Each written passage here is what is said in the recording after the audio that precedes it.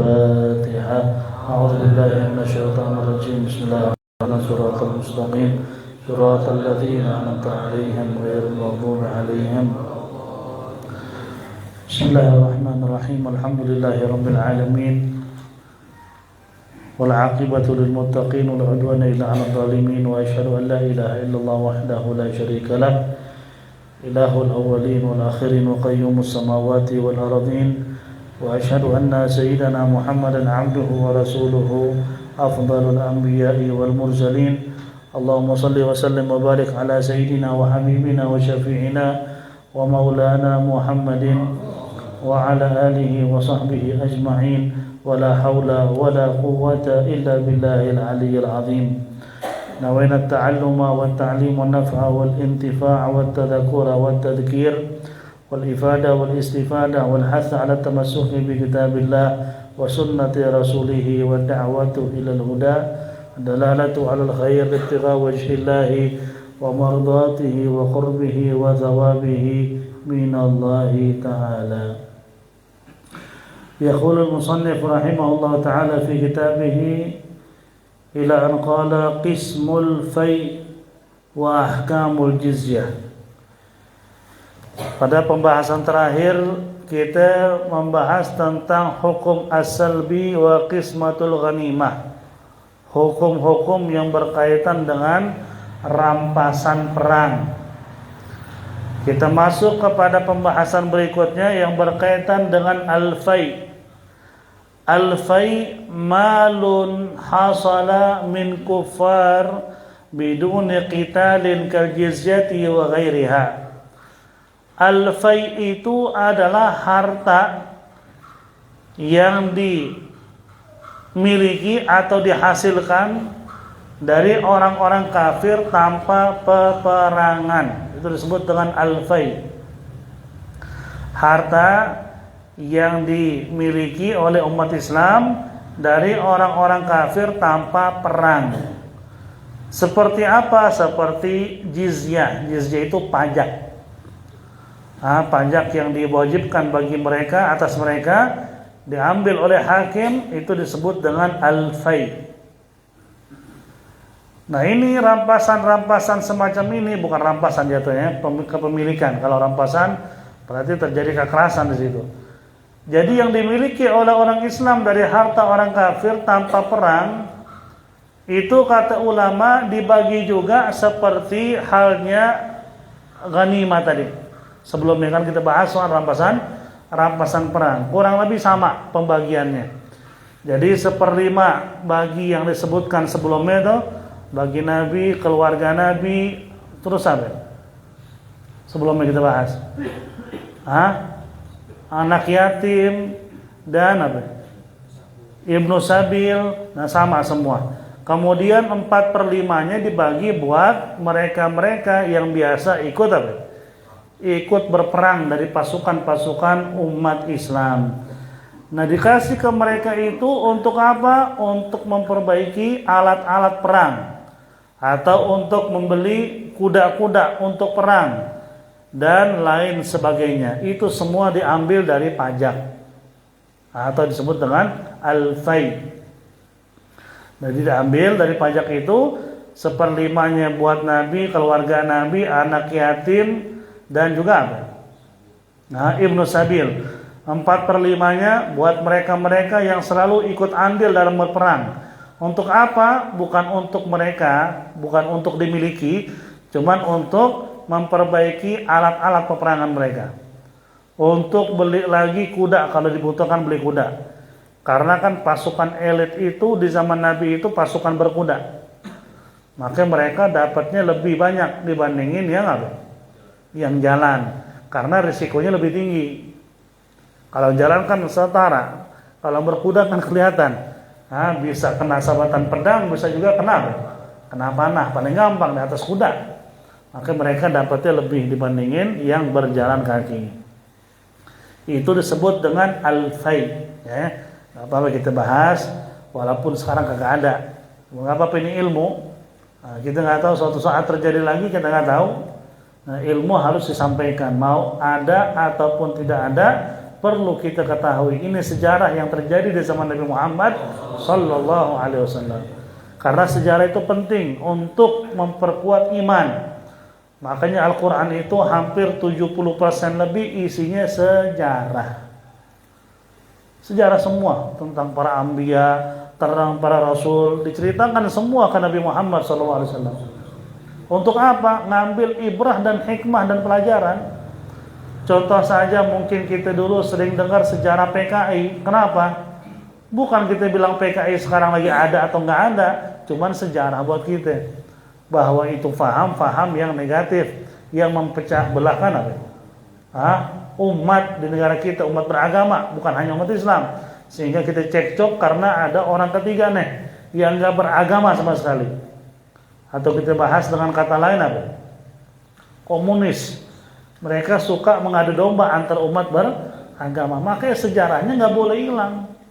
Kalaupun hilang mungkin di TV dan lain sebagainya, kalau kita lagi ada waktu ceritakan kepada anak kita bahwa dulu ada pemberontakan PKI, dulu ada yang namanya penjajahan Belanda, biar anak kita tahu bahwa Indonesia itu nggak bangun begitu aja. Banyak perjuangan dari apa? Dari nenek moyangnya untuk kemerdekaan negara. Itu penting untuk memperkuat imannya. Kemudian ahkamul jizyah. Adapun hukum-hukum jizyah atau pajak. Zaman sekarang pajak setiap negara ada, tapi itu mencakup semua. Islam gak Islam semua bayar pajak. Dulu di zaman masih berkuasa negara-negara muslim, mereka itu gak pernah melarang orang di luar Islam hidup di tengah-tengah umat Islam. Silakan aja hidup dengan damai, dengan tenang, tapi ada catatan dan ada syarat, di antaranya bayar pajak. Tujuannya apa sih bayar pajak? Apa itu bukan memeras? Bukan. Tujuannya biar mereka mau dan patuh terhadap ketentuan hakim yang ada. Sehingga mereka itu enggak menghardik agama Islam. Mereka enggak nyakitin orang Islam. Mereka enggak pernah ngambil harta orang Islam. Karena ada syarat-syarat. Di antaranya mereka diwajibkan bayar jizyah atau disebut dengan pajak. Sistem ini diambil sama orang kafir. Diambil dan sekarang dijadikan apa? Dijadikan sebagai sistem global, di mana-mana pajak, di mana-mana pajak. Padahal di negara Islam dulu bukan setiap perkara itu dipajakin. Pajak hanya pajak pokok. Ada pajak ibaratnya apa? Pajak manusia. Anda hidup bayar pajak, udah gitu aja. Anda beli tanah nggak ada pajak. Anda bikin ini itu nggak ada pajak. Pajak hanya tentang apa? Manusianya aja. Kalau sekarang kan semua. Manusianya pajak, ini pajak, tanah pajak, semua dipajakin. Besok-besok mungkin anak baru lahir langsung ada pajak gitu. Wallahu a'lam kita nggak tahu sistem pajak semua. Cuman kalau dikelola dengan baik untuk kemaslahatan negara lain. Banyak pajak dibayar bukan buat kemaslahatan, tapi banyak apa? Yang maling. Nah, itu masalahnya di situ Mudah-mudahan insyaallah ke depannya apa? Semakin baik negara kita menjadi baldatun thayyibatun wa rabbun ghafur. Nah, al-jizyatu malun yaltazimuhu kafirun lil khalifati. Jizyah atau pajak adalah harta yang diwajibkan atas orang-orang kafir untuk dibayar kepada khalifah yang ada. Jadi dulu nggak ada presiden, namanya apa? Khalifah. Kalau sekarang presiden. Bi'aqdin maksus, dengan akad khusus. Jadi tiba-tiba di negara mayoritas muslim, nggak ada orang kafir. Tiba-tiba ada orang kafir datang mau tinggal. Boleh didudukin sama khalifah. Anda mau tinggal di tengah-tengah umat Islam? Iya. Anda bersedia untuk akad? Iya. Dan situ jadi akad tuh. Apa akadnya? Si hakim berkata kepada si kafir tadi, adintu fi iqamatika bidaran muslimin. Aku izinkan kamu untuk tinggal di tengah-tengah umat Islam dengan catatan membayar pajak.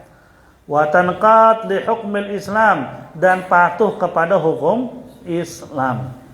Di sini ada ketentuan Islam, Anda harus patuh. Di sini buka aurat nggak boleh, walaupun mungkin Anda itu buka aurat biasa saja, cuman kalau keluar tutup aurat. Hargain yang mayoritas. Jadi ada ketentuan tuh. Plus Anda harus bayar pajak. Dan si kafir tadi menjawab, qabiltu dzalik, aku terima. Itu disebut dengan jizyah atau pajak. Sehingga ini orang yang tinggal di tengah-tengah umat Islam, dia mendapatkan perlindungan sama dengan sesama muslim. Jadi nggak boleh disakitin, nggak boleh dihardik, nggak boleh dirampas hartanya, nggak boleh semua. Karena dia sudah punya hak sebagaimana sesama muslimin. Nah, kalau sekarang nggak ada lagi khilafah ya. Cuman sistem di zaman khilafah itu kita butuh. Sistem. Maksudnya sistem apa? Sistem syariat Islam ya kita butuh. Sampai hari kiamat kita butuh. Cuman terkadang suka ada orang pakai bahasa khilafah. Itu bikin alergi. Oh, mau dirikan negara khilafah. Nggak ada yang mau dirikan negara khilafah. Kalau ada umat Islam mau begitu, salah. Kita berharap ada sistem Islam yang pernah dijalanin di zaman khilafah, sehingga kita nggak melarat. Zaman dulu negara-negara Eropa itu ngambil contoh, minta pertolongan, minta masukan dari negara-negara Islam, negara-negara khilafah. Boleh baca sejarah. Dulu kan ada khilafah Islam di Spanyol. Itu adalah negara paling maju. Bahkan Inggris di zaman itu termasuk negara miskin. Bahkan orang Inggris sampai minta izin kepada khalifah di Spanyol supaya orang Inggris dikirim ke Spanyol untuk belajar teknologi, belajar kemajuan, belajar ngebangun. Dari mana? Dari negara Islam. Nggak ada negara Islam itu yang melarat ketika mereka pakai sistem Islami. Kita kan melarat karena sistem Yahudi. Pajak lah, pajak mungkin umum ya, zaman Nabi juga ada, seperti riba lah, seperti keuntungan yang nggak jelas lah, akhirnya yang namanya hutang itu ada bunga lah, itu yang bikin melarat sebuah negara. Nah, ketika sistem Islam itu dilakukan, insya Allah selamat daripada yang namanya hutang yang berlipat-lipat ganda. Itu yang digalakin sama ulama-ulama kita sekarang. Bukan mendirikan negara khilafah. Negara khilafah salah kalau didirikan, dan gak mungkin terjadi. Kita patuh kepada Nabi. Nabi bilang apa kalau ada khilafah lagi? Sampai kapan? Sampai nanti Imam Mahdi. Itu jangan coba-coba dirikan negara khilafah, gak bisa. Kita tetap pakai sistem yang ada, cuman mungkin sedikit masalah sistem ekonomi gak ada salahnya disusupin tentang bagaimana sistem Islam, atau disebut mungkin sama orang lain sistem khilafah. Sebenarnya bukan sistem khilafah, sistem Islam. Cuman itu kan ada zaman khilafah doang. Setelah khilafah nggak ada lagi sistem Islam. Itu kalau ada selamat nih negara. Kita punya utang kan, masya Allah ya. Baru tadi Anda dengar ceramah seorang ustadz ahli ekonomi, katanya utang negara itu kan 7.000 triliun yang diomong-omongin. Itu utang apa? Utang pusat. Kalau utang globalnya 13 triliun. 13.000 triliun. Wah, luar biasa ya. Semakin melarat kalau begini mah. Nah, gimana cara jalan keluarnya? Coba kembali dan ambil pelajaran dari sistem ekonomi Islami, nggak ada salahnya. Bukan mendirikan negara Islam, nggak ada orang yang boleh mendirikan negara Islam. Kita ikutin yang ada. Presiden harus kita patuh kepadanya, wajib. Pemerintahan yang ada harus kita taat. Cuman nggak ada salahnya untuk menyelamatkan, nggak ada salahnya. Karena nggak ada hukum kecuali hukum Allah sebaik-baiknya. Emang Nabi nggak ngomongin masalah ekonomi?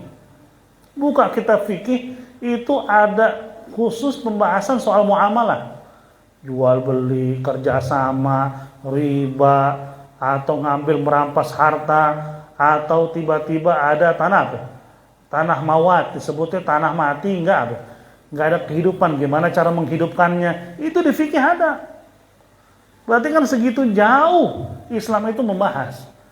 Nah, masalahnya kita punya sistem sendiri sih, sistem otak, sehingga kita semakin terjerumus. Itu yang khawatir kita ya. Makanya mudah-mudahan selamat ya, jangan sampai naudzubillah min dzalik. Kita bisa lihat contoh, ini bukan kita ngomong ekonomi, kita bukan ahli ekonomi. Cuman kan ekonomi bagian dari keselamatan iman. Karena banyak orang bisa jadi kafir karena urusan perut. Kan begitu. Sri Lanka sekarang udah melarat. Pemimpinnya kabur. Dan nggak menutup kemungkinan negara kita begitu kalau nggak diselamatin. Dan itu urusan iman ya, bukan masalah urusan apa-apa. Karena Nabi bilang, yang mendekatkan kepada kekufuran itu urusan apa? Perut. Orang yang imannya masih beginilah, pontang-pantung. Ibaratnya sholat kadang-kadang, sholat kadang-kadang enggak. Urusan perut bisa dijual imannya sama dia. Saya bilang, sekardus Indomie aja bisa menjadi kafir dia. Cuma gara-gara perutnya kosong. Na'udzubillah min dzalik, mudah-mudahan jangan sampai. Nah, di sini disebutkan fayujibuhu qailan, orang yang di luar Islam tadi menjawab saya terima, sehingga dihidup dengan tenang di tengah-tengah umat Islam. Emang umat Islam nggak ada yang wajib dibayar? Wajib. Itu jangan pikir orang kafir di tengah-tengah umat Islam bayar pajak, tapi orang Islam nggak ada kewajiban. Kewajiban orang Islam lebih banyak. Jangan kadang-kadang, dulu Islam kejam juga ya, orang kafir harus bayar pajak. Nggak kejam, itu belajar yang benar. Orang kafir belajar pajak, bayar pajak cuma sekali-sekali, setahun sekali. Sedangkan orang Islam itu banyak ketentuan dalam Islam yang wajib dibayar. Ada zakat fitrah, ada zakat mal, di usaha ada zakat lagi. Itu semua harus dibayar. Per setahun sekali, berapa banyak yang harus dibayar sama dia? Apa arti pajak yang dibayar orang kafir? Nggak ada artinya. Masih tetap lebih banyak orang Islam ngeluarin uang karena kewajiban dalam agamanya. Dia kan pengusaha rata-rata di zaman Nabi, punya binatang ternak, ada zakat mawashi, binatang ternak. Belum lagi nanti zakat fitrah dibayar juga. Belum lagi yang punya emas dan perak nyimpen duit, ada bayar lagi. Jadi lebih banyak pengeluaran umat Islam dibandingin orang di luar Islam di zaman Nabi. Jadi kalau kita kembali kepada sistem, lebih parahan mana coba? Zaman Nabi cuma Anda bayar pajak sebagai apa? Keamanan buat diri Anda. Anda dapat keamanan. Contohnya sekarang kan suka ada apa, kita nggak usah sebut ormas deh, preman-preman minta jatah buat keamanan, padahal nggak ada keamanan sama sekali. Dirampok mana dirampok gitu. Kagak ada keamanan sama sekali. Di negara Islam nggak, Anda hidup seolah-olah begini. Anda mau dapat keamanan, Anda dijamin, yang nyakitin Anda dihukum, bayar. Paham nggak? Ya seolah-olah seperti itu. Jadi nggak ada orang Islam nyakitin Anda, orang Islam mengambil hak Anda, kita hukum, orang Islam ngatain Anda, kita penjarain. Kenapa? Anda berhak hidup. Dan di situ ada bayar. Nah, kenapa dia harus bayar? Karena orang Islam juga bayar. Cuman Islam bayar ketentuan agama, ada zakat, ada sedekah, itu wajib semua dibayar sama mereka. Sehingga sesama muslim bisa dilindungi karena juga ada bayaran lagi tadi. Tapi bayaran ketentuan agama. Yang non muslim dia wajib bayar untuk keamanan dia, ketentuan khalifah. Berarti sama-sama aja. Tapi kalau sekarang lebih parah lagi, sebenarnya orang kafir sama Islam sama aja bayarnya. Pajak ini, pajak itu, pajak tanah, lebih banyak lagi. Berarti Islam itu lebih memudahkan bagi orang di luar Islam untuk hidup. Benar kagak? Kalau kita kembali kepada sistem, berarti orang di luar Islam dulu kagak ada tuh bayar pajak tanah lah, bayar pajak ini kagak ada. Yang penting ente bayar pajak untuk keselamatan. Yang orang Islam bayar lebih banyak dibandingin apa yang dibayar oleh orang di luar Islam. Itulah Islam. Cuman kalau ada orang nyampein tanpa ilmu, disangkanya apa? Tuh Islam tuh. Orang kafir zaman Islam itu harus bayar pajak, kalau nggak bisa hidup. Dia nggak dijabarin sama dia. Padahal kalau dijabarin, di situ dia akan paham orang kafir di zaman Nabi, ada zaman khilafah dulu, mereka lebih sedikit mengeluarkan uang dibandingin zaman sekarang. Zaman sekarang merata semua. Apapun agamanya, bayarnya sama dan banyak. Di zaman khilafah orang Islam lebih banyak ngebayar dibandingin orang di luar Islam. Itu sistem. Cuman emang saya bilang berkali-kali, jangan menghayal atau berharap merubah sebuah negara menjadi negara Islam. Itu kagak mungkin terjadi. Dipaksain haram. sampai ngelawan pemerintah yang ada, itu termasuk apa namanya? Apa kalau bahasa Indonesianya? Pemberontakan. Dan itu harus dilawan sama pemerintah karena nggak boleh sama sekali. Cuman pengen kita masukin sistem-sistem kayak seperti ekonomi pakai sistem Islam, itu bagus. Karena isinya memajukan apa? Memajukan negara. Nggak ada sistem lebih baik daripada sistem Islam dalam urusan ekonomi. Makanya kan saya bilang, orang-orang elit kafir, orang-orang elit barat, mereka bilang yang lemetin dari semua nih krisis global nih masalah ekonomi adalah sistem Islam doang. Nggak ada jalan keluar. Yang ngomong orang kafir, bukan orang kita. Kalau orang kita ngomong, dia bilang, mau diri negara khilafah tuh. Siapa mau diri negara khilafah? Insya Allah kita semua berjuang dan akan ngelawan orang-orang yang ingin merubah negara menjadi negara Islam. Kagak bisa. Udah, sistem begini udah. Nanti ada pemilihan presiden, pilih presiden lagi. Cuman nggak ada salahnya mungkin dikasih kelonggaran kepada umat Islam kalau mereka ingin apa? Ingin pakai sistem Islam dalam ekonomi, nggak ada salahnya itu kan. Jadi untuk kemajuan Islam dan negara secara global, maka disitulah yang ditakuti. Seperti negara-negara Arab itu kan sempat mereka mau bikin sistem ekonomi Islam. Itu digalakin dulu sama Presiden Libya tuh, Muammar al-Gaddafi. Dia sampai membuat sistem Islam di negara-negara Muslim Afrika awalnya. Kan negara Muslim Afrika banyak. Mesir, Aljazair, Maroko, itu semua kan Afrika semua tuh. Itu dia mau bikin persatuan untuk apa? Bikin ekonomi sendiri dan punya mata uang sendiri ke Eropa. Wah, itu ketar-ketir negara-negara barat. Kalau terjadi, Islam maju. Karena sistem Islam itu tidak ada gish, nggak ada tipu, nggak ada ngambil hak orang, nggak ada apa? Riba, nggak ada lagi permainan begitu-begitu. Maju cepat negara. Makanya gimana caranya untuk jangan sampai terjadi. Terjadilah pemberontakan. Itulah yang terjadi. Yang kita tahu sekarang. Sampai beliau itu apa? Dibunuh sama pemberontak sendiri. Pemberontak bayaran. Itu semua karena ingin memajukan ekonomi. Nah kita begitu. Bagaimanapun nggak ada jalan kecuali apa? Kecuali apa yang dibawa oleh Nabi Muhammad SAW. Nggak ada jalan lain. Jangan bikin jalan lain. Nggak ada jalan kecuali apa yang diajarkan oleh Rasulullah Sallallahu Alaihi Wasallam. Wa syurut wujubil jizyah, syarat wajib bayar pajak tadi atau jizyah itu ada. Nggak semua orang di luar Islam wajib bayar pajak. Cuman ada syarat-syaratnya, diantaranya yang pertama al-bulugh, baligh. Kalau anak yang belum baligh tidak ada pajak baginya.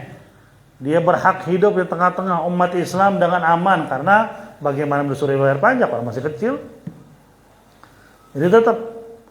Cuman kalau orang Islam yang anak kecilnya ada yang harus dibayar nggak? Ada. Zakat fitrah anak baru bayi keluar. Ada zakatnya ya? Nggak ada, kata nggak ada, wajib zakat. Walaupun dibilang kan anak saya baru lahir. Nanti aja dia nyari duit baru bayar zakat, kagak bisa. Lo sebagai bapak bayar zakatnya. Kalau orang di luar Islam masih kecil, nggak usah bayar pajak, lo hidup masih kecil. Mana tuh kemuliaan Islam tuh? Islam begitu mulia sebenarnya. Orang di luar Islam itu dilindungi oleh agama Islam. Kemudian yang kedua al-aqlu, berakal. Jika orang di luar Islam itu nggak berakal atau alias gila, kagak wajib bayar pajak ya. Kemudian yang ketiga al-hurriyatu, merdeka. Kalau budak tidak wajib pajak. Kemudian yang keempat ad-dzukuratu, laki-laki, perempuan nggak wajib pajak. Jadi kalau dia datang sekeluarga ke situ yang wajib bayar pajak hanya laki-laki yang balik. Istrinya, anak perempuannya kagak ada pajak bagi mereka. Sedangkan zakat mau laki mau perempuan wajib dibayar. Baru lahir wajib bayar zakatnya. Mau bilang apa itu? Jadi jangan bilang Islam itu kejam. Islam itu justru lebih memuliakan, bahkan lebih menghargai agama yang lain. Bayangin, perempuan nggak wajib pajak. Yang wajib laki-laki udah balik bisa nyari duit. Yang perempuan udah ikut aja deh sama suaminya. Anak nih ikut aja udah sama bapaknya kalau perempuan. Nggak usah dipikirin pajaknya. Kemudian yang kelima, an yakun min ahlil kitab kal yahudi wan nasrani. Syarat kelima yang wajib bayar pajak itu dia harus dari ahlil kitab. Ahli kitab maksudnya dari kalangan orang-orang Yahudi yang mengikuti agama Nabi Musa alaihissalam, wan nasrani dan Nasara atau Nasrani yang ngikutin agama yang dibawa oleh Nabi Isa alaihissalam, agama yang masih murni. Maka mereka disebut dengan ahlil kitab, percaya kepada kitab Allah yang diturunkan kepada Nabi Musa dan Nabi Isa. Masalahnya sekarang masih ada gak kata ahlil kitab? Bedain ahlil kitab itu yang percaya terhadap Injil. Sekarang Injil yang murni ada gak? Kita ngomong apa adanya. Mau nanya sama orang di luar Islam juga dibilang kagak sama dia. Kita bukan ngomong sesama kita. Ente boleh punya teman di luar Islam tanya, ada gak Injil yang murni sekarang? Pasti dia bilang kagak ada. Gimana Anda bisa percaya Injil yang murni masih ada, sedangkan bahasanya bukan bahasa apa? Bukan bahasa Injil yang asli. Bahasa udah terjemahin macam-macam. Al-Quran seperti itulah bahasa dari sejak diturunkan dari malaikat Jibril, lalu malaikat Jibril sampai ke Nabi, sampai sekarang tetap bahasanya begitu. Qul huwallahu ahad. Nggak pernah berubah sama sekali. Ente mau pergi ke Amazon, ada orang Islam di sana, pasti bacanya Qul huwallahu ahad. Ente mau ke Afrika, Qul huwallahu ahad. Kemanapun Qul huwallahu ahad, nggak berubah. Sedangkan kitab sekarang bagaimana Anda bisa hafal? Makanya ada orang mu'alaf, dia orang Kanada kalau nggak salah, Anda pernah nonton videonya. Dia cuman bilang begini, saya tantangin satu aja orang yang di luar Islam nih, yang percaya terhadap kitab-kitab yang ada, hafal 5 ayat dari Injil. Dari Injil ya. Injil turun pakai bahasa apa itu? Apa sih nama bahasanya? Ibrani. 5 ayat aja. Sebutin 5 ayat dari Injil pakai bahasa aslinya. Saya tantangin kalau ada yang bisa. Nggak bakal ada, karena kagak ada. Sedangkan saya masuk Islam, saya udah hafal lebih daripada 5 ayat. Dia baca surat Al-Baqarah awal itu, Alif Lam Mim dari kitab sampai akhir. Baru berapa bulan masuk Islam. Nggak ada. Nah itu masalahnya di situ. Apakah mereka tetap disebut ahli kitab? Innal ladzina kafaru min ahli kitabi wal musyrikin. Sesungguhnya mereka-mereka yang kafir dari ahli kitab. Berarti ahli kitab tiba-tiba nggak percaya dengan apa? Adanya nabi ataupun nggak percaya terhadap kitab Injil yang sebenarnya. Mereka tidak disebut lagi dengan ahli kitab. Nah sekarang bagaimana? Walaupun banyak juga ulama kita tetap bilang mereka ahli kitab. Cuman secara garis besarnya mereka yang nggak percaya terhadap Islam disebutnya dengan kafir. Mau di ahli kitab mau kagak disebut apa? Kafir ya. Kafir arti satara, kafara satara, nutupin diri dari kebenaran yang dibawa oleh Nabi. Itu disebutnya kafir, bukan penghinaan ya. Nah mereka ini ahli kitab dari kalangan Yahudi dan Nasrani atau mirip dengan ahli kitab, seperti mereka yang mengikuti agama Budi. Budi ini maksudnya Buddha ya, agama Buddha. Fala tajibu al-jizya ala sabiyin wa majnunin wa raqiq.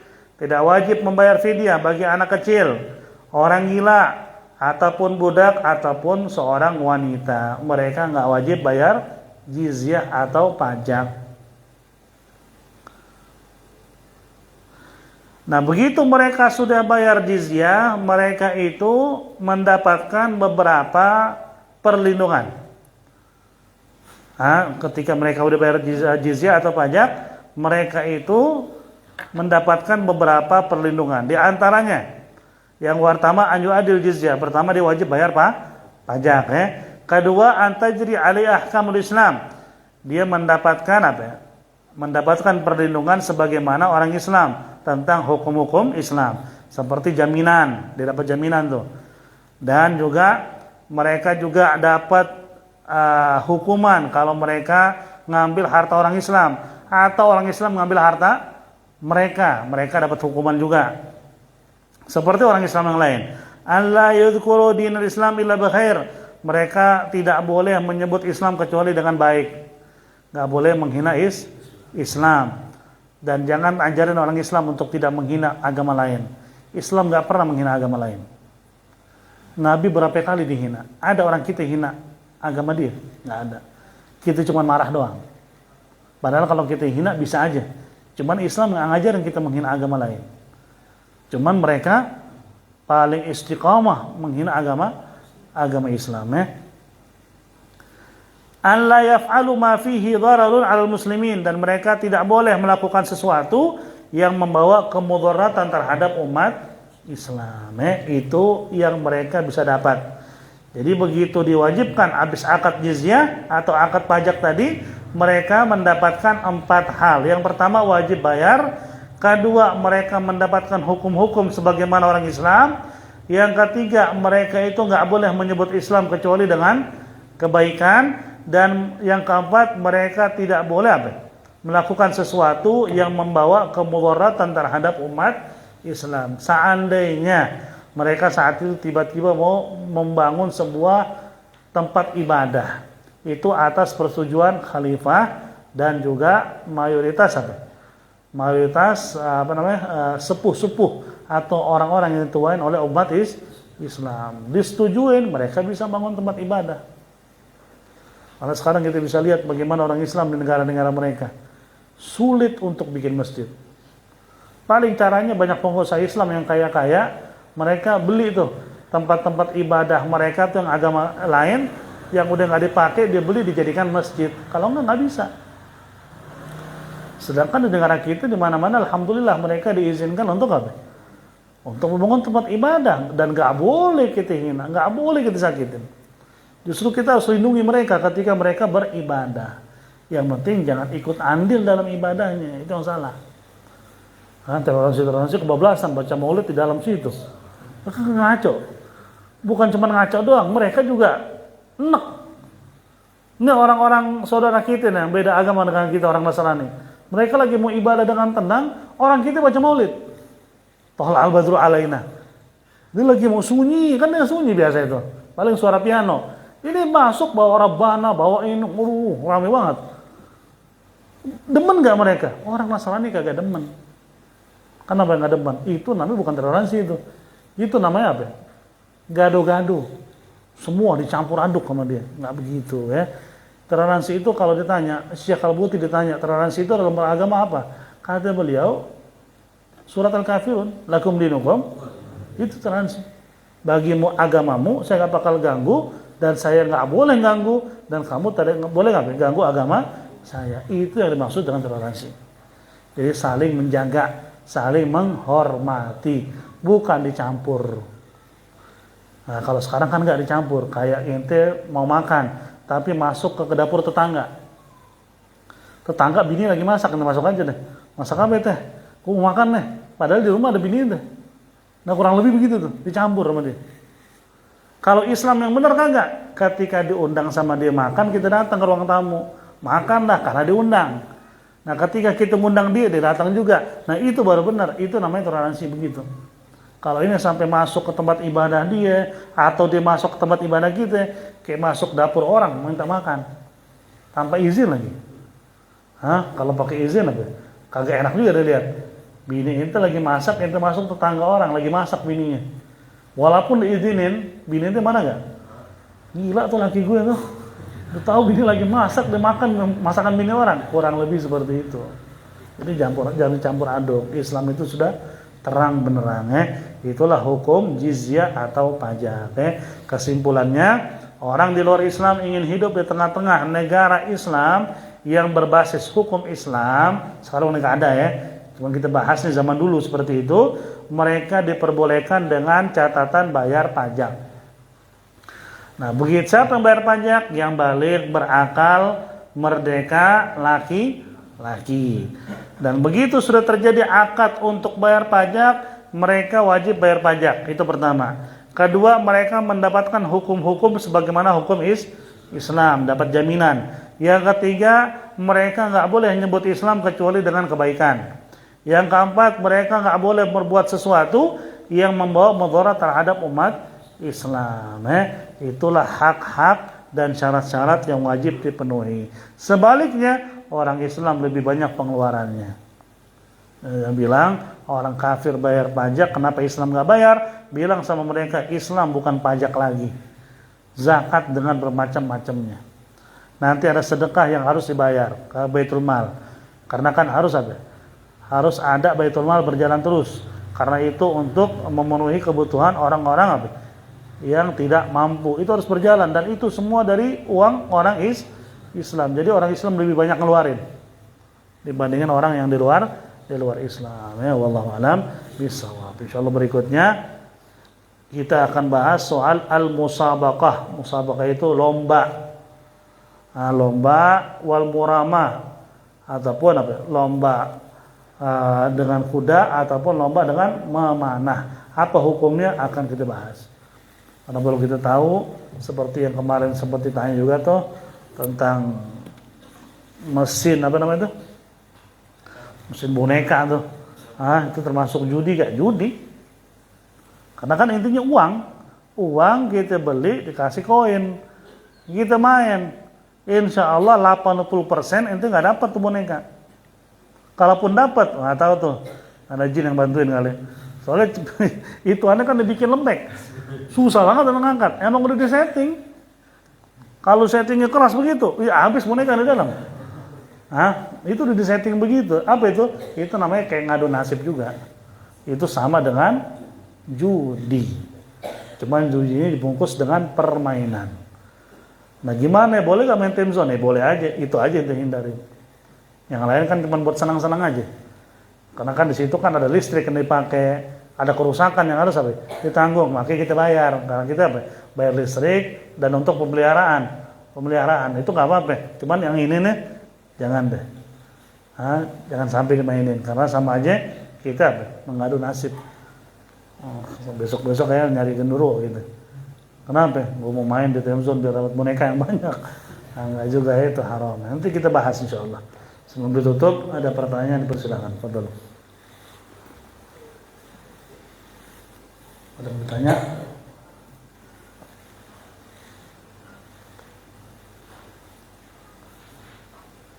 Nggak ada.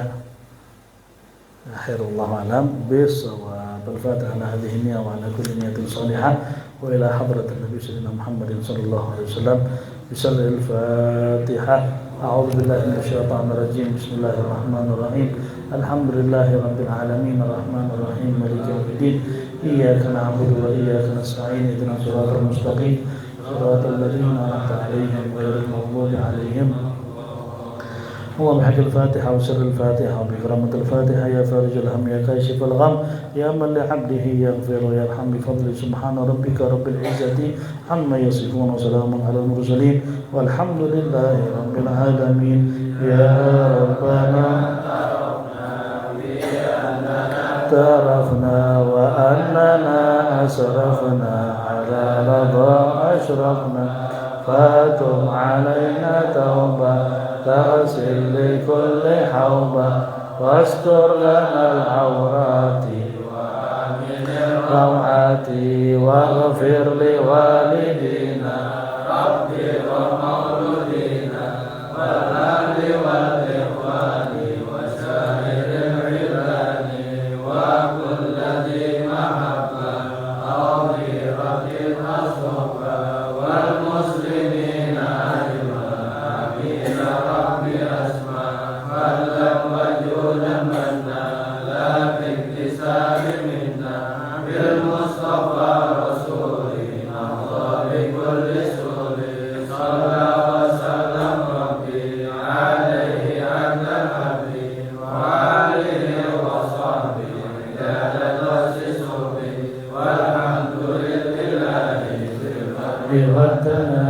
Assalamualaikum warahmatullahi wabarakatuh.